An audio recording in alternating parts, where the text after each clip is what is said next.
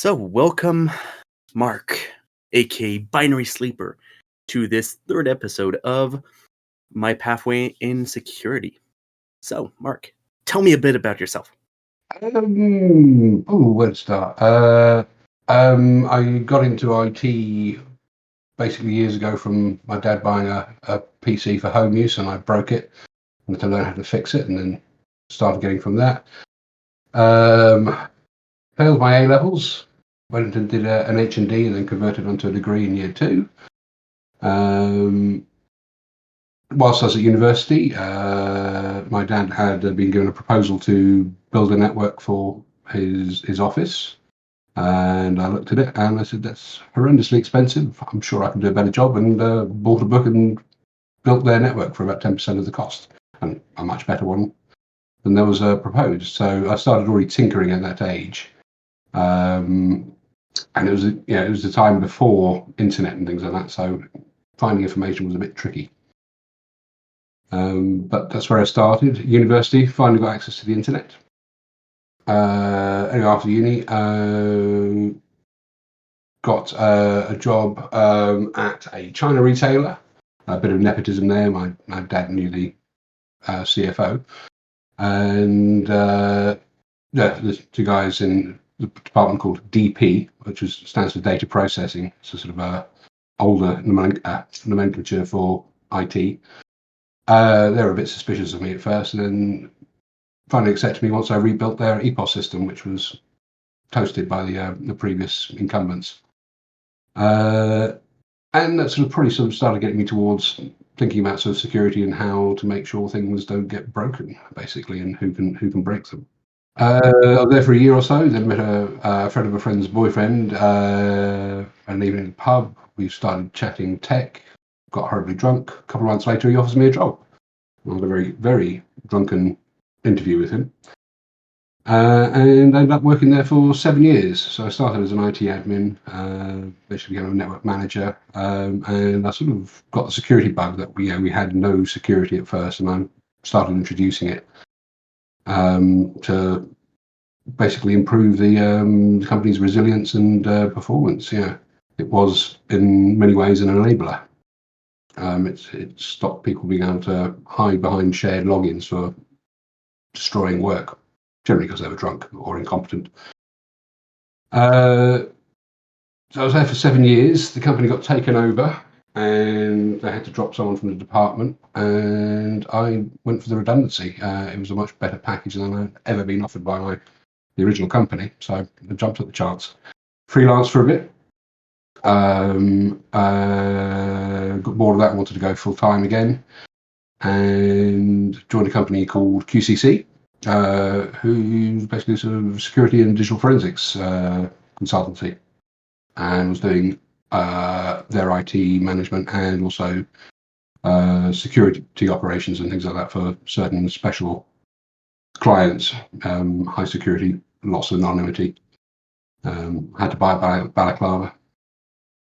And I was there for a few years, then went to another boutique, smaller consultancy, which was an interesting change because I suddenly became a big fish in a small pond, whereas at QCC there were lots of heavyweight, highly competent security people.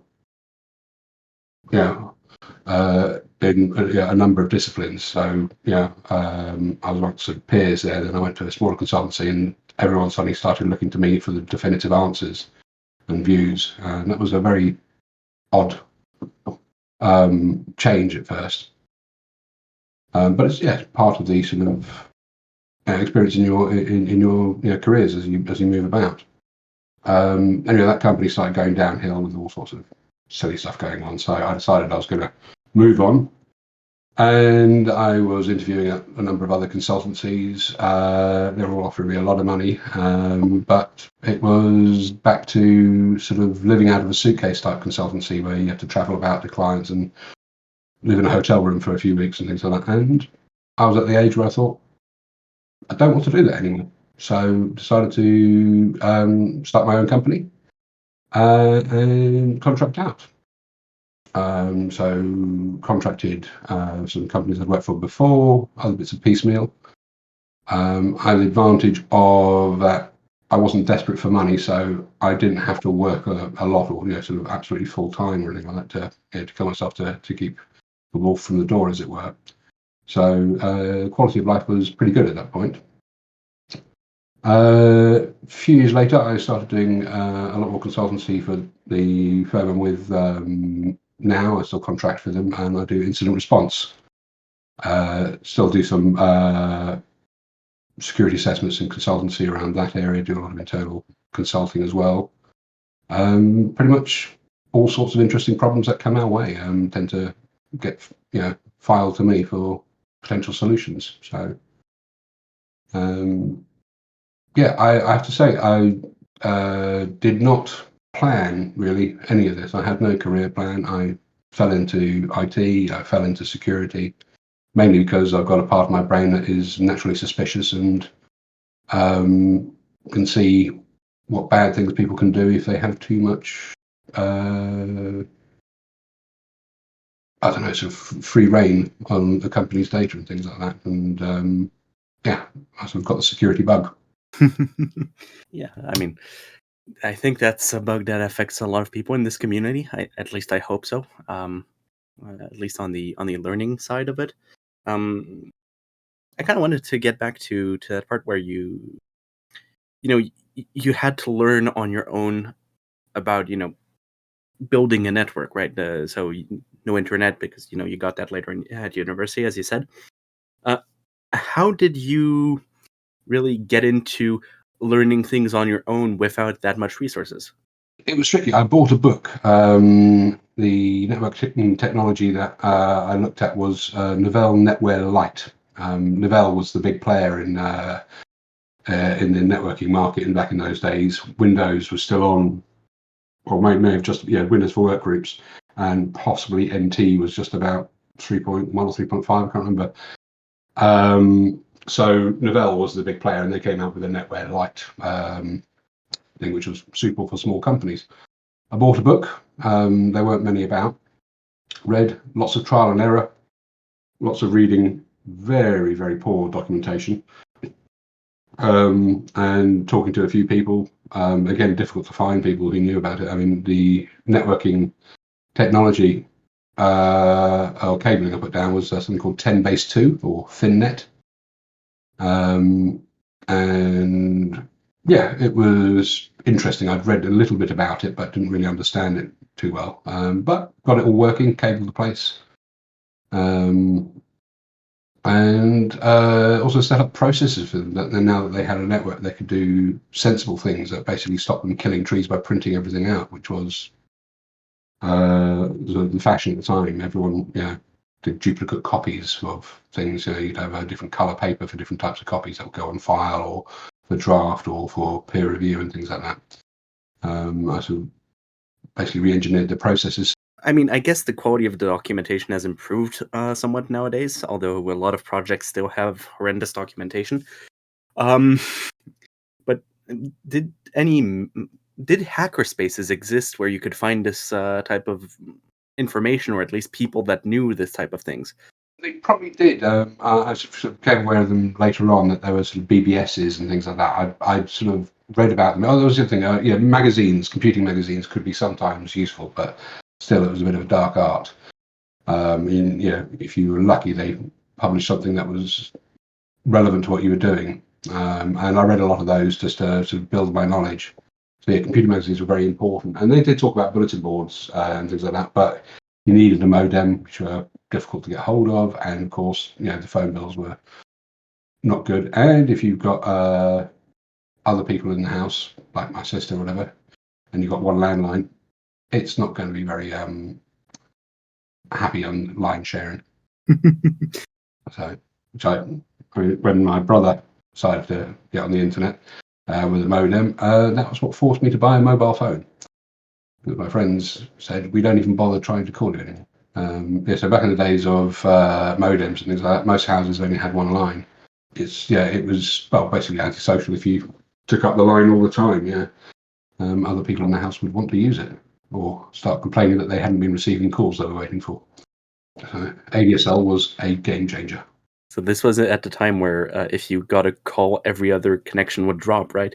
Yes, if you had certain services on the line, they could definitely make a connection drop. So if someone had like a early version of caller ID or some other services that would do some weird signaling thing, and yeah, it could cause your connection to drop. And of course, someone who picks up the phone because they want to phone out, that would kill your connection as well.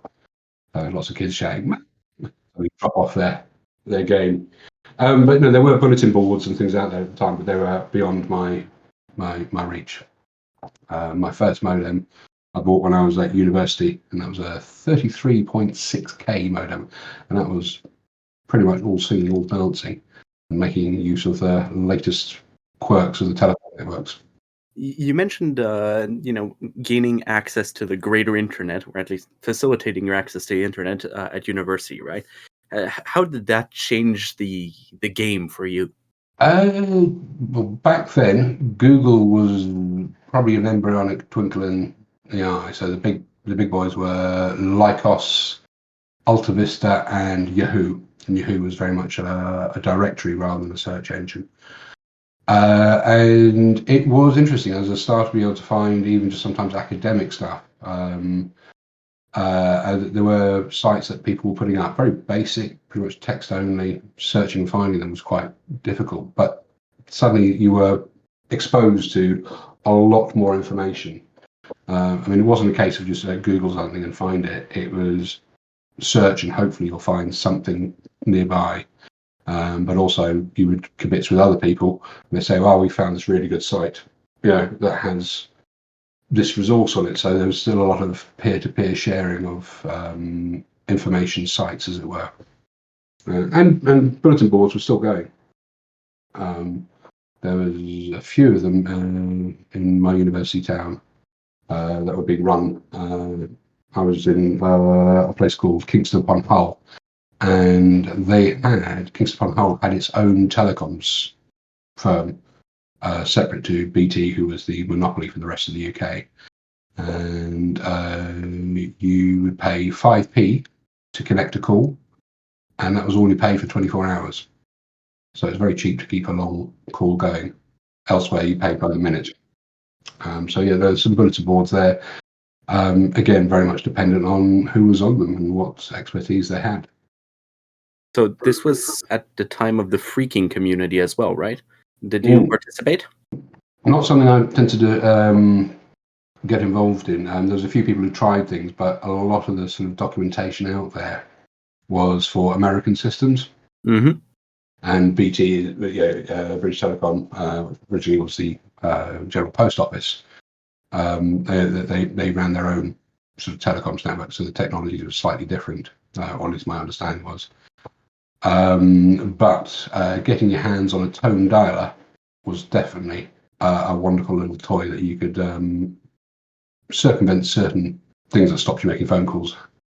I mean, one of the very common things when I was a younger man was people had rotary dial phones.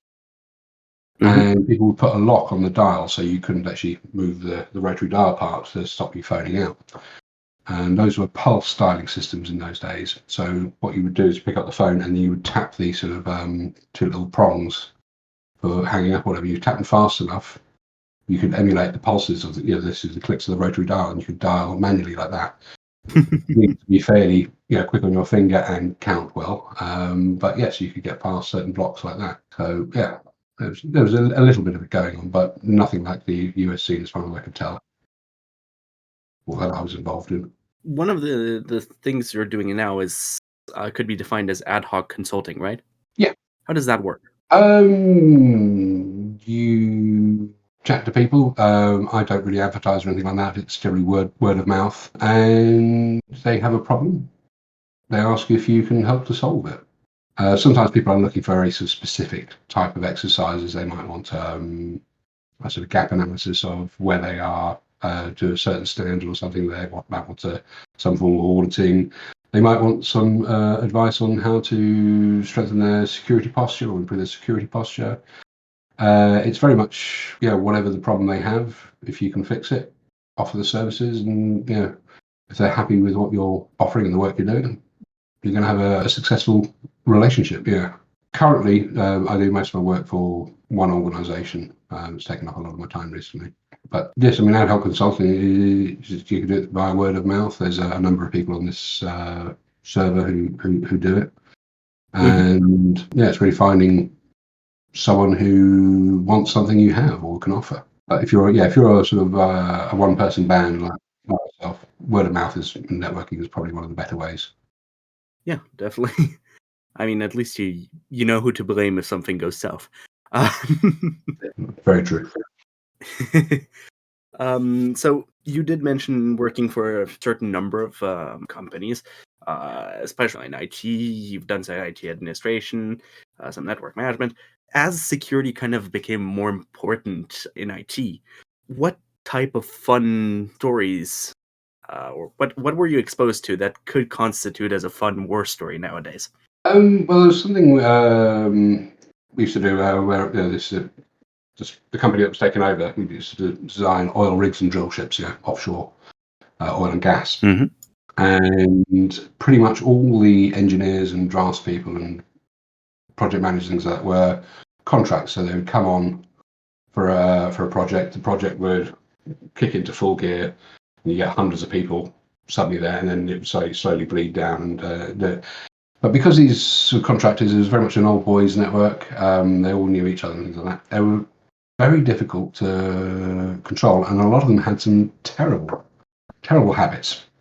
Mainly when it came to things like pornography. There was also an unbelievable amount of racism, which is it's one of my non-happy memories of working there. There's some absolute scum there. But no, a lot of them would watch porn at work or download porn at work. And this is back in the days where often you didn't actually have a lot of bandwidth either. So people emailing naughty videos to each other was a real problem. So what I did was any attachment that was a media file over a certain size went into a mailbox that I had access to. And people, they'd get a message and they could come and ask for it to be released. A lot of them were very dramatic about it and just say, I just want to watch it and go there. But the idea was basically to stop them deciding to forward it on to 250 people and murdering our internet connection. Which was at one point it was a 56k modem. Then we went on to dual ISDNs, 128k digital. Wow. And then managed to get ADSL and a lease line and things like that. So it got better. But we still kept the habits of trying to stop this stuff going around.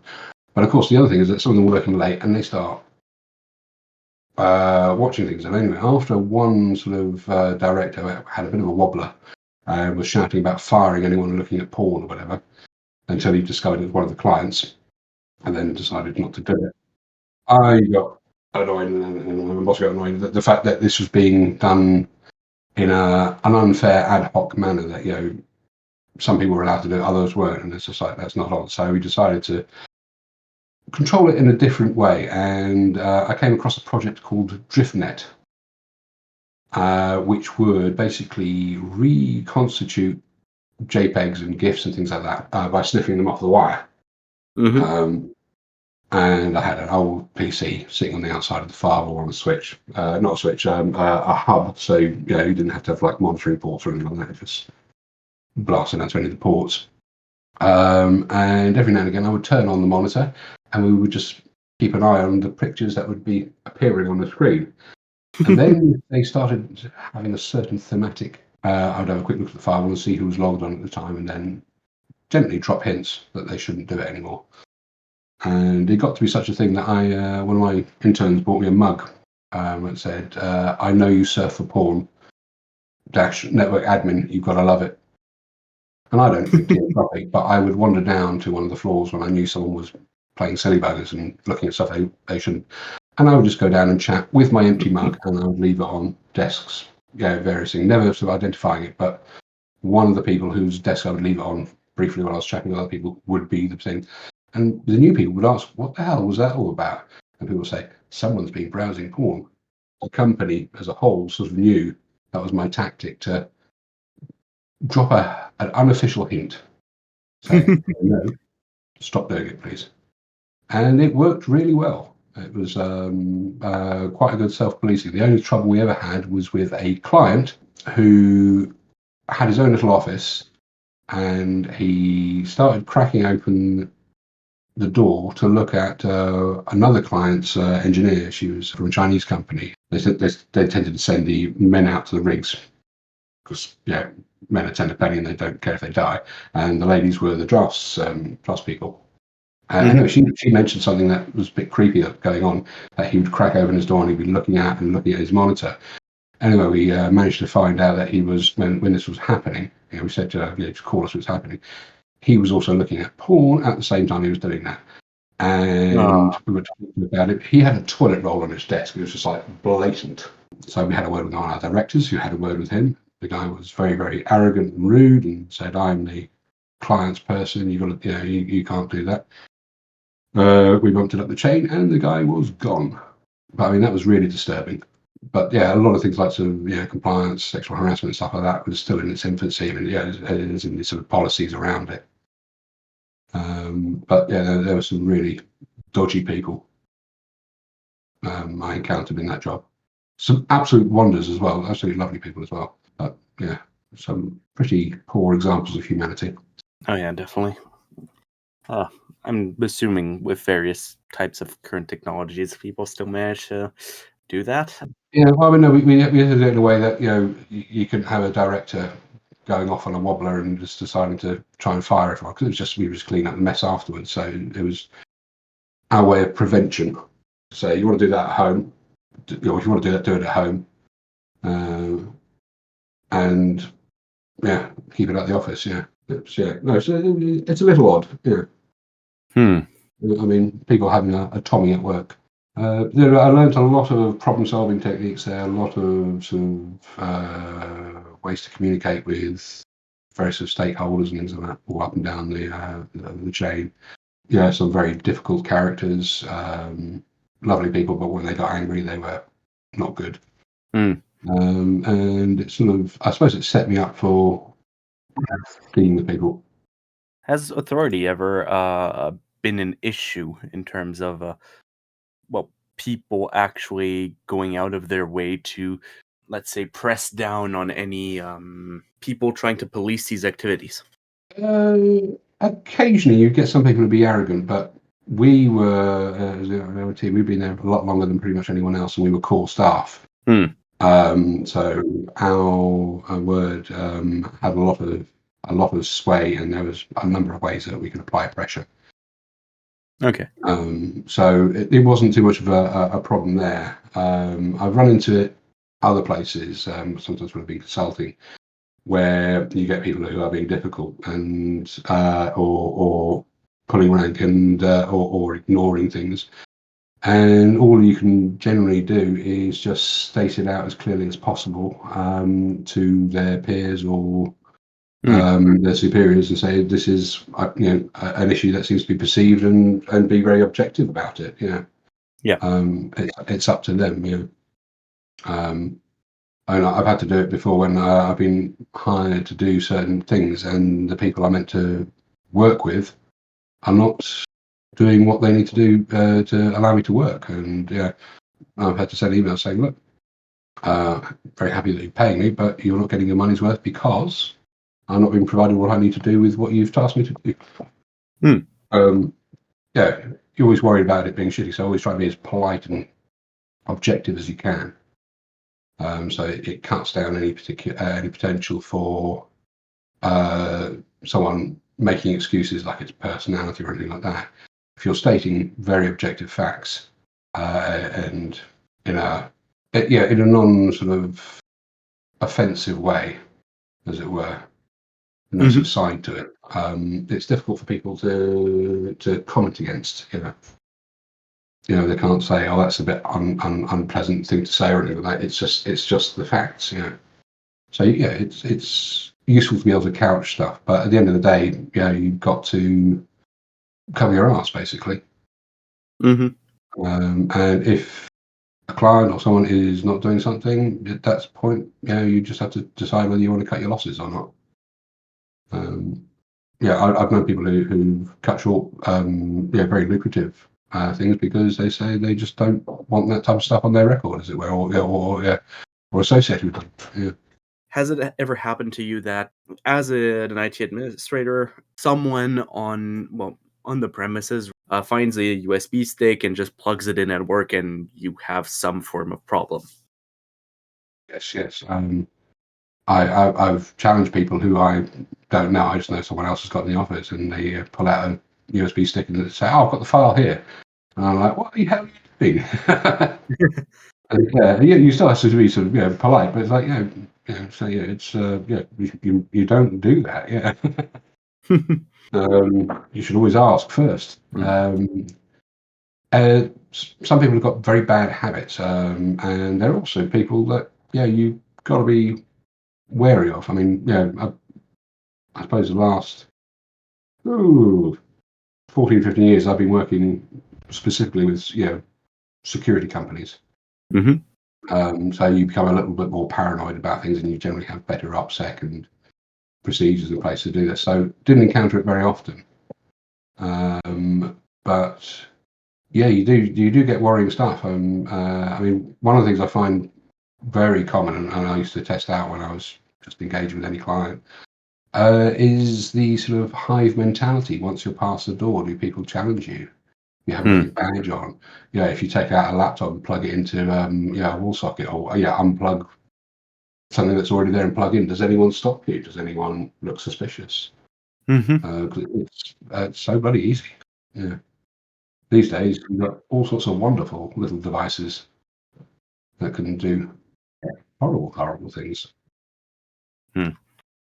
Yeah, it's I mean, yeah, with the breadth of devices, I mean, just rubber duckies of Wi-Fi pineapples. You for not Yeah. that much money, you can really compromise some form of infrastructure if you're doing it correctly. So, Well, part of the company did technical security countermeasures, and they used to ask me more about the IT stuff. And one of the common things was to drop a high value, back in those days, a 1 gigabyte USB drive cost a lot of money. You mhm, put something nasty on that and drop it in the car park. And somebody will pick it up and they will plug it in probably to a work machine. right. So, do you have any horrible war stories? I mean, we did chat about this issue with pornography at work, and also various other uncomfortable topics, which I guess could constitute a horrible war story. Um, but do you have another one? Just Oh, yes, I do. I mean, there was a sort of job, a company, large international company, had a virus outbreak. Um, and they wanted someone to go down there because their incumbent IT provider seemed to be not just doing a bad job, but actively spreading the virus. So got a call, and I got offered quite a lot of money to do that because it was the weekend of the Prince concert. Prince was in London, and they had a concert, and I had tickets. So the the fee kept going up and up and up until I eventually said, "Okay, I'll do it." Anyway, so I went down to this place, and it's a sort of secure, bonded facility, so it's going to be very tight in its security about who's on or off. And I was what was called ghosted on, so it wasn't actually recorded that I'd gone in there, mhm, which was a little odd. Anyway, as the weekend goes on, I figure out what's going on, how the virus got on there, and it was a USB virus. McAfee couldn't mm, pick it up. This thing that had been known by every other AV product for 6 months, McAfee still was blissfully unaware. And the IT people there, outsourced IT thing, they hadn't quite clicked that it was a USB virus. They still hadn't identified it until I actually got there. And they were still using this USB stick and moving it around to use their utilities and things like that on other machines. And no one could figure out how this stuff was so magically spreading through their network. They had segmentation and stuff like that. mhm, But they couldn't work out how it was going. It was basically a USB virus, and they were being a bit silly. So anyway, they have a team leader not happy about me being there, probably because he looks a bit of a fool. And I'm fairly sure he went through my bag when I was out of the office, Ouch. because he made a comment about what company I worked for, but he got the sort of wrong part of it. So he must have found a business card or something. And anyway, he was getting quite agitated. Anyway, so I've got to do a report to say what's happened, so I can say we've investigated it, found what's happened, we can remediate it, and we can sort of advise on how to not to do it again. So I'm chatting to this guy's underlings, and they're telling me how they do it, and I'm very gently asking the questions to elicit the information. A very gentle interview process. But their team leader, he's hearing the car crash unfold. That's going to make them look terrible. And he starts getting really agitated. Anyway, we're sitting in their lab where they provision machines and things like that. So they've got these old CRT monitors. They're only sort of 10-inch screens, but they're a few kilos in weight. They're quite hefty. And this guy's getting really, really agitated. And what worried me was he had a bit of sort of fleck of foam in the corner of his mouth, and I was thinking he's really working himself up. But what really got me worried was the behaviour of his team. They were cacking themselves, so they'd clearly seen this behaviour before and were very, very frightened. And I thought, no one really knows I'm here. They'll eventually find out, but this could be really, really bad. This guy was working himself up into a real lather. And I thought to myself, if he comes across the desk at me, I'm going to stove his head in with one of these monitors. It was really, unpleasant. And I wouldn't say terrifying, but frightening. I kept calm and tried to de-escalate and just kept myself very relaxed and reasonable. But sometimes people are not at home to reason, and he was just doing all the work to work himself up. Anyway, luckily, the client who hired us came in, and that sort of de-escalated things a bit. But that was worrying. I've been on places where there is much. It's an long-term project I went, which was highly secure. We had teams that would pick us up from various places, shuffle us about the city, avoiding any sort of surveillance and things like that, because there was a real credible threat, things like that. That didn't bother me at all, but this guy, that was a really uncomfortable experience. So yes, always be aware of your safety when you're going somewhere, and always let someone know where the hell you are. So something that's come out of that, that was quite frightening. Okay, yeah. So how would you define the current processes that that you use in security now, or as part of your consulting work now, versus the ones that were used, 5 or even 10 years ago? Not a great deal of difference to the processes and the thinking behind them. A lot of it doesn't change. So I came up as a techie into consulting. So eventually I was doing IT and SecOps at this company. Then I moved into consultancy because there was clearly money to be made off me doing consultancy services, and you can get anyone in to do IT. I had the choice to do digital forensics or consultancy, but I didn't want to deal with CSAM stuff, so I went into consultancy. And the processes and the thinking that goes into it really hasn't changed. But as someone who came from a tech background, when I met a lot of other consultants who did QSA work, basically for the PCI DSS data security standard, you had QSAs who were registered to be able to audit against this. A lot of them were pure consultant types, and they used to love the technology. They say, "Oh, this will solve all your problems." Now, me coming from a technological background knew that was so much, horse cack. And it's the processes and things like that tend to be sort of more enduring, and the technology comes and goes. Occasionally there are some technological advancements and things like that mean you have to rejig things a bit, but the principles are usually pretty static.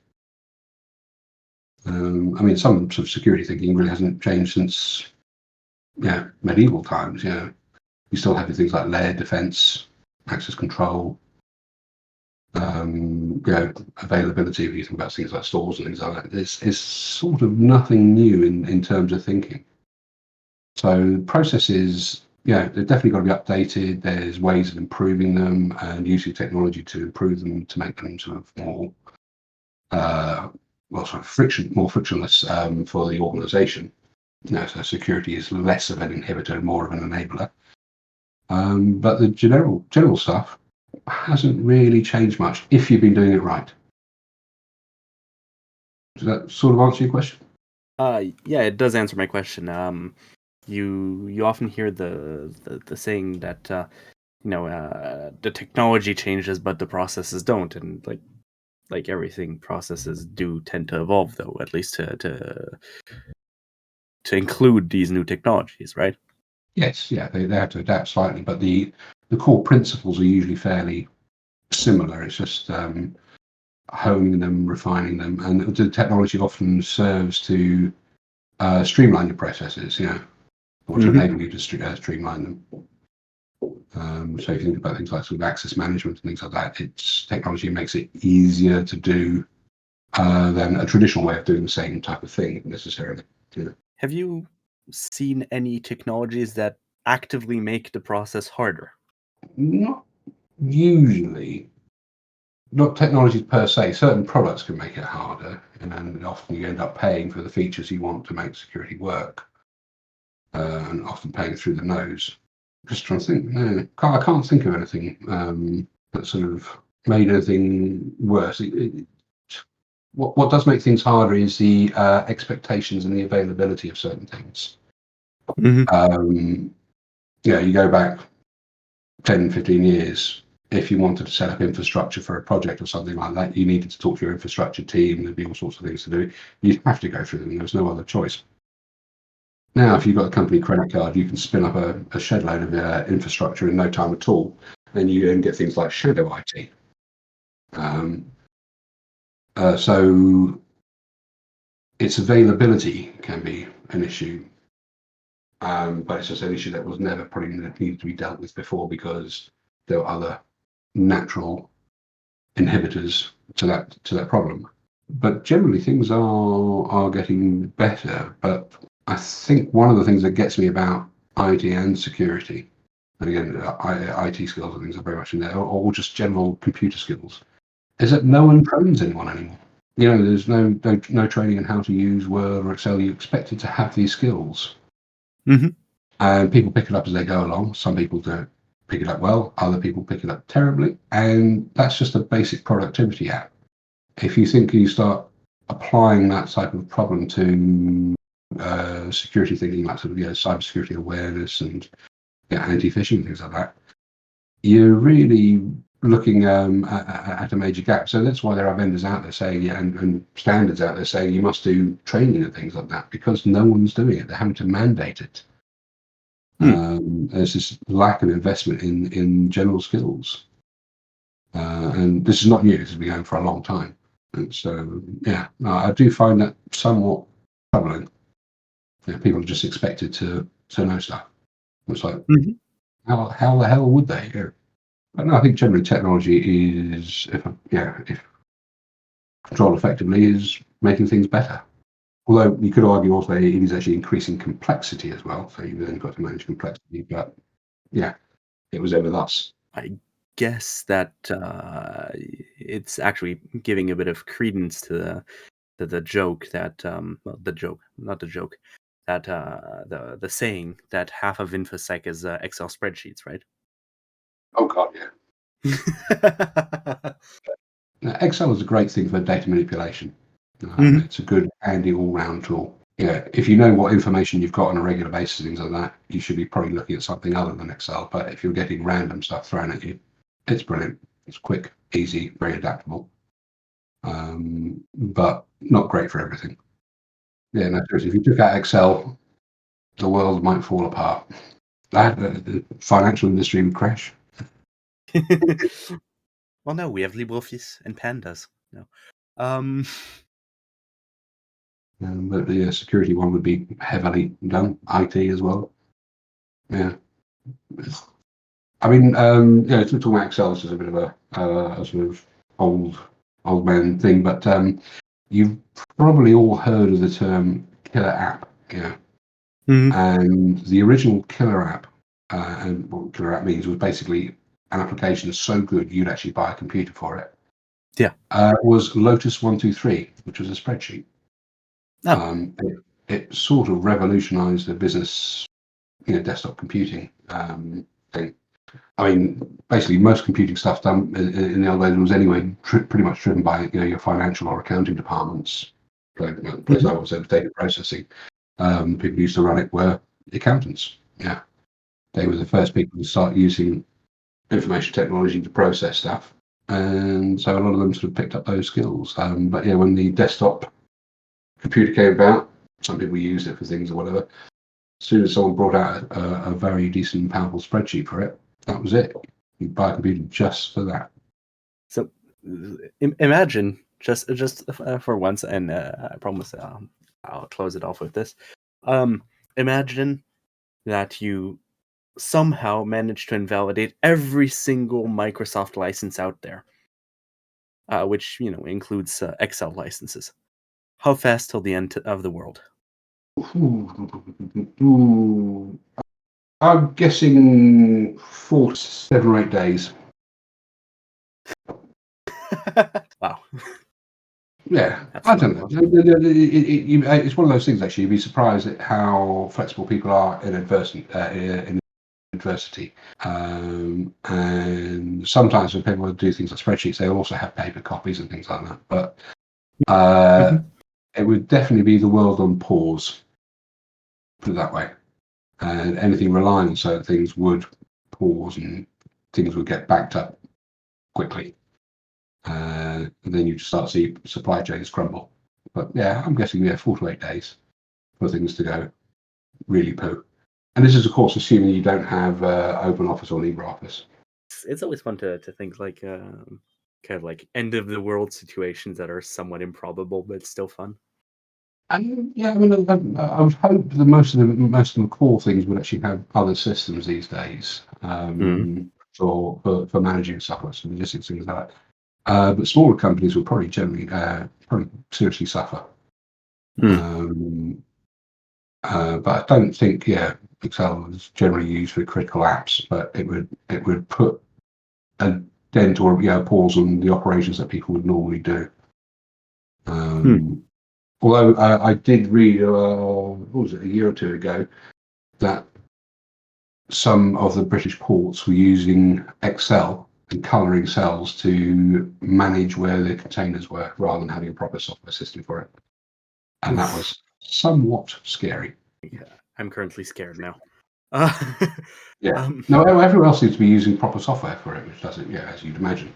But yeah. apparently a British port was not, and Hmm. just using Excel, and that was just odd Frightening. and funny. I mean, you mentioned that critical. You'd assume critical services don't necessarily, or something to the extent of assuming critical services wouldn't rely on Excel. But wasn't there this thing with the NHS track and trace system that was using the wrong format of Excel sheet? Yes, yeah, they were using XLS rather than XLSX. Yeah. So it's the old Excel form which had is it 100,000 row limit or 10,000 row limit? But that's just generally a common or garden bugger up by, I mean, people not knowing what they're doing. Yeah, and they're Hmm. farming it out to people who don't know what they're doing. Yeah, there's a terrible thing in certain sort of managers and leaders who they will just farm out work to people who are not actually equipped to do it. Hmm. And again, this is tied back to the lack of training stuff. Yeah, someone just says, "Oh, just dump the data into Excel and send it." Yeah, and the underling or the person who's been instructed yeah, they can probably do the odd spreadsheet here and there, but how are they going to know the limitations of the file format and things like that unless they actually do a lot of work with Excel or have had some training? So to me, that's a failure in design and probably management. There's nothing wrong with using that type of stuff as long as it meets your requirements. And they haven't bracketed that properly and appear to be completely unaware of it until someone else pointed it out. But track and trace appears to be a bit of a debacle anyway. A lot of money, not much result. I know people who are being paid quite a lot of money to sit at home, and they were desperate to get a call or get some work because they were bored, but nothing came. That's the American word, a boondoggle. Anyway, I rant. Apologies. Well, I think that with said rant, I think we can slowly close it off.